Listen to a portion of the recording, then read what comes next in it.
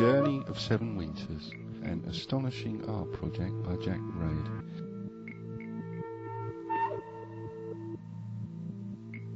She names and described the 7 stages of consciousness of mind and searched for a matching island. She then made a performing arts voyage of 3.5 years.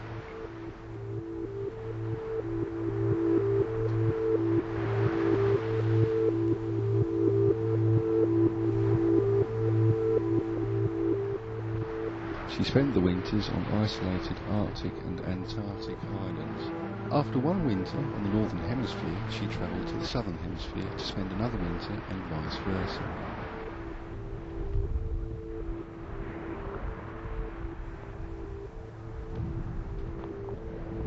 During her journey, she used the earth as her canvas and her life as paint.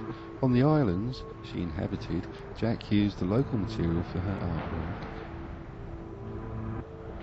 She used the history, which had a great impact on the European way of thinking, as her compass.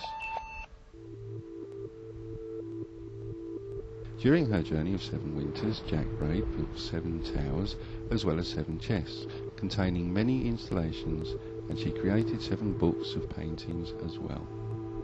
The contents ingeniously represent the stages of consciousness of an individual, a nation, or a culture in a universal language. Jack first travelled to the Foroyar Islands to give form to the innocence of childhood. She then went on to the Falkland Islands to capture the struggle of life during puberty. Thereafter she travelled to Iceland for the spiritual wealth of a young adult. To encapsulate the tenderness of adulthood, she moved on to South Africa. At Utker on the Aleutian Islands, she concluded her work on the pride of a mature adult. The Chatham Islands became the destiny to examine and give form to regret. Finally, Spitsbergen offered the requisite solace to concentrate on reflection, affording the chance to mould works on the memories of the elderly. The first winter, Northern Hemisphere, the Faroe Islands, the greatest cruelty.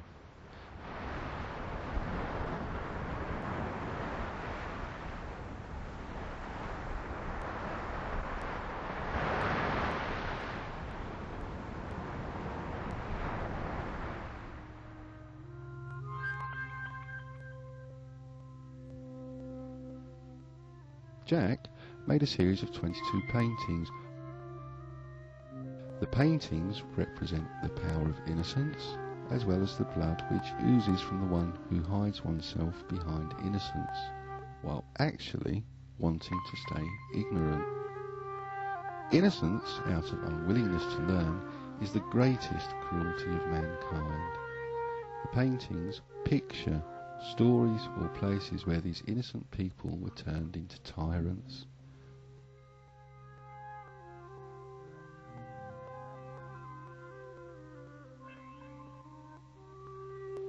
Sand, straw and pebbles are captured in daubs of dark paint which turn the paintings into pieces of earth which contain history.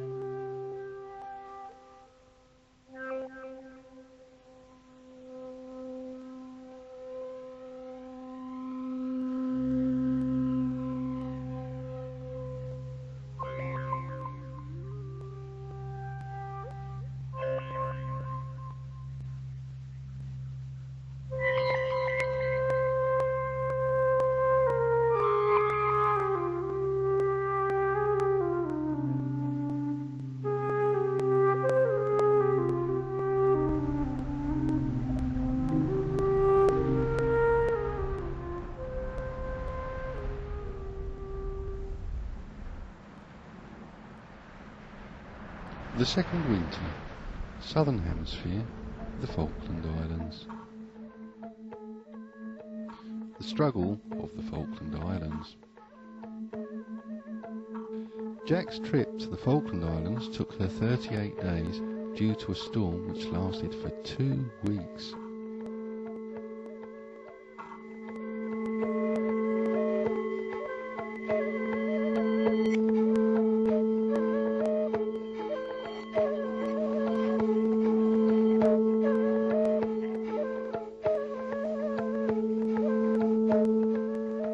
Because there weren't any roads on these islands, she took a job on the local supply ship. She became the first woman in history to board a ship on these islands. This gave her the opportunity to visit many of them. Later, she spent 4 months on a virtually uninhabited island. The only people she saw fleetingly were an old man and woman who also lived there.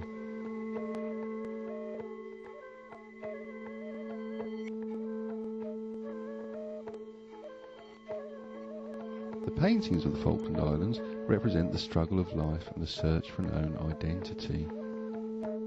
The word danger, painted in blood-red characters, which marks most of the paintings like a scar, expresses that we all have scarred spirits. Desolate landscapes with a solitary figure in them, so we all have to find our own way. Paintings which have text in them, like the ones from the Falkland Islands, express that words aren't always meant the way we interpret them. We have to realise which emotions we connect with certain words.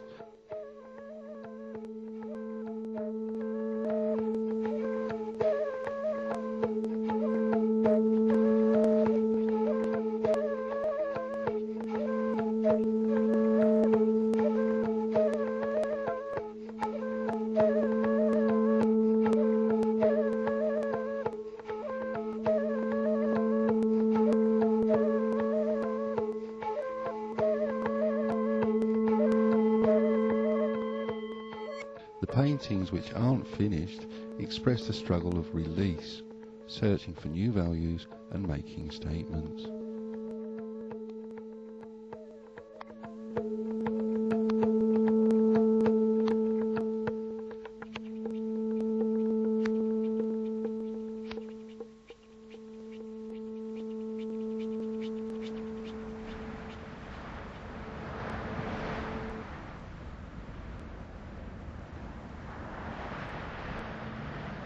The third winter, Northern Hemisphere, Iceland, lost in the great white void.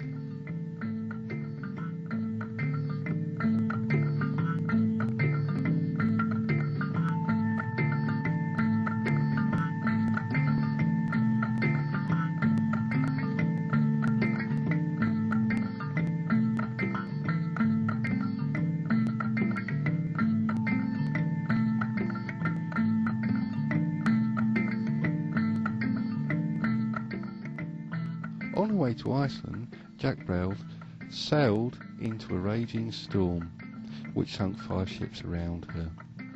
Fortunately, the storm spared her and her ship.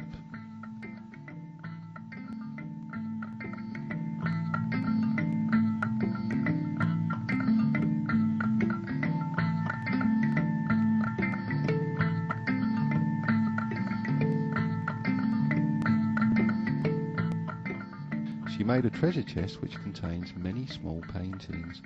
Many were burnt by fire and extinguished in the snow, just like Iceland, a land of fire and ice. Some are decorated with gems, others glitter with gold or look like antiquated documents. They tell of a spiritual wealth, a treasure chest in which we can find solutions for spiritual pain. It is full of knowledge, experience and advice given to us in an earlier stage of our lives. Finding greatness in something small, getting wisdom from the things we bleed from or for.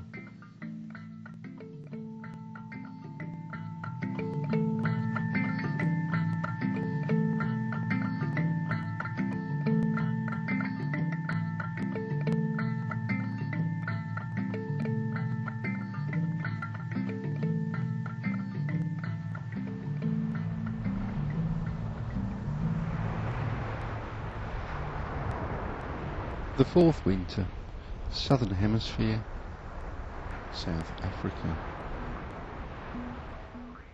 The secret chamber. Jack wanted to enter the secret chamber of the bind on Tristan da Cunha to search for the secret garden where the flower of tenderness would grow. On arrival in South Africa, she received a letter from the governor of Tristan da Cunha, who forbade her to stay on the island.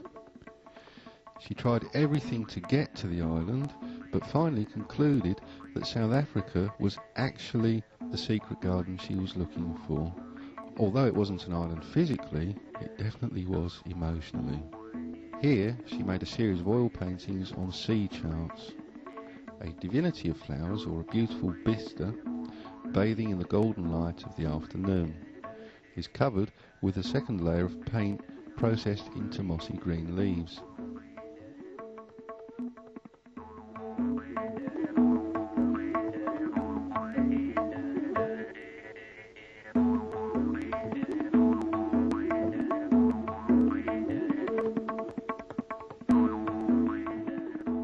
The veins of the leaves form a cage-like framework akin to the lead in a stained glass window. They shut out the earthly beauty and capture in the darkness of religion a right for injustice.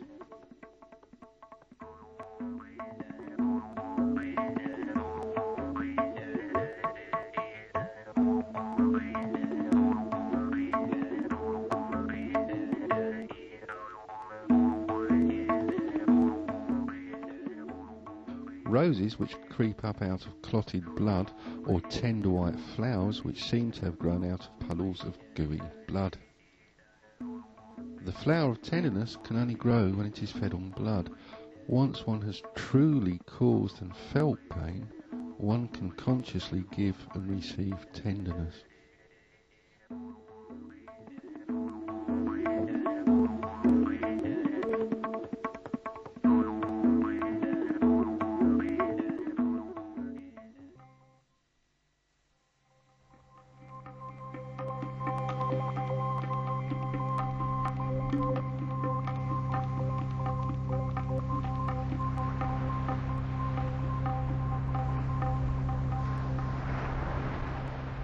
The fifth winter. Northern hemisphere, the Aleutian Islands.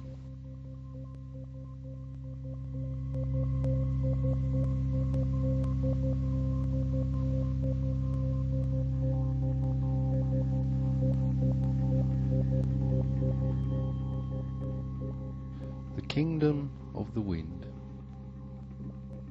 Jack spent this winter on Atka, the outermost inhabited island of the Aleutian island chain. For months she lived in a group of 65 Aleuts, which still live in a hunter-gathering society. She had to hunt with them in order to gain food.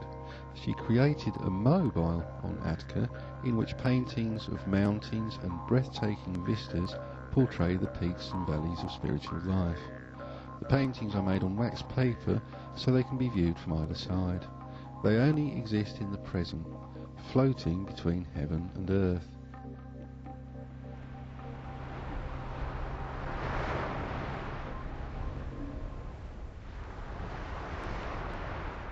The sixth winter. Southern hemisphere, Chatham Islands.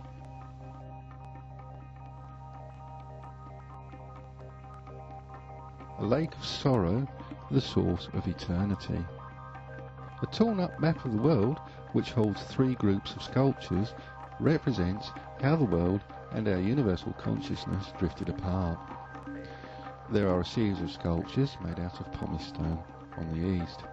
They represent the holy values of the Moriori, the original inhabitants of the Chatham Islands. At the top there is a stack of paintings which express the northern European values. On the west is a collection of carved wood sculptures which give form to the Maori way of thinking. True sorrow is that our sacred values with which we surround ourselves in our will to survive will always keep us apart. This is symbolised by the lagoon in the middle, a silent lake of tears in which everyone, standing on their own shores, is staring into. Everyone sees the world through the reflection of one's own sacred values.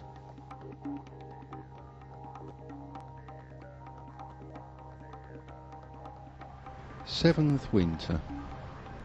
Northern hemisphere, Spitsbergen. The silent heavens. On Spitsbergen, Breed lived in total darkness. She built a tower on the most dangerous place on earth, a glacier. she made a firmament of 4 enormous king's capes which hang from a chandelier of reindeer horn. The heavy capes are the memories with which we conceal ourselves.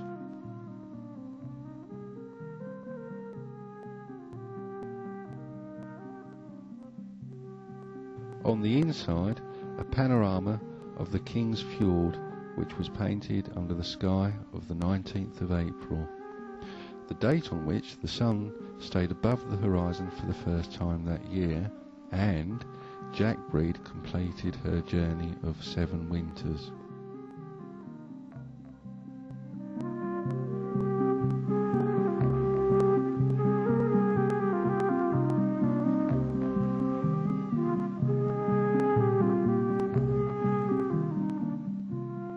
In the space above the panorama are woodcuts, pictures of recollections of herself on each island which the artist had etched into her soul during her journeys.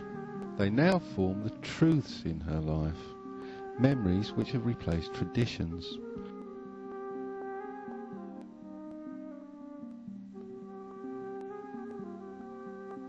On the ground are 4 large grails, the values with which we crown ourselves during the different stages of consciousness.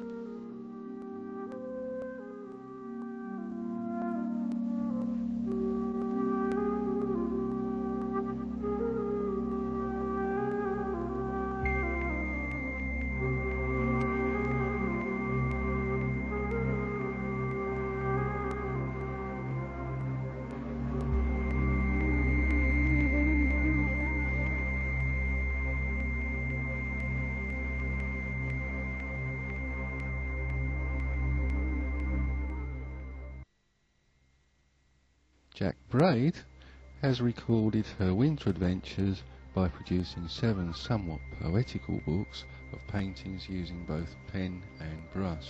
The titles are The Logbook, containing 85 pages,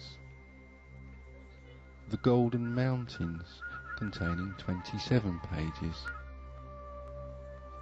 The Book of the Secret Garden, 116 pages, The Crown of Fire, containing 62 pages, A Lake of Sorrow, The Source of Eternity, 54 pages, The Frozen World, containing 54 pages. Jack Braid also wrote the book The Journey of 7 Winters, which describes the project and the philosophy behind it. This book contains many photographs of the artwork and astonishing landscapes.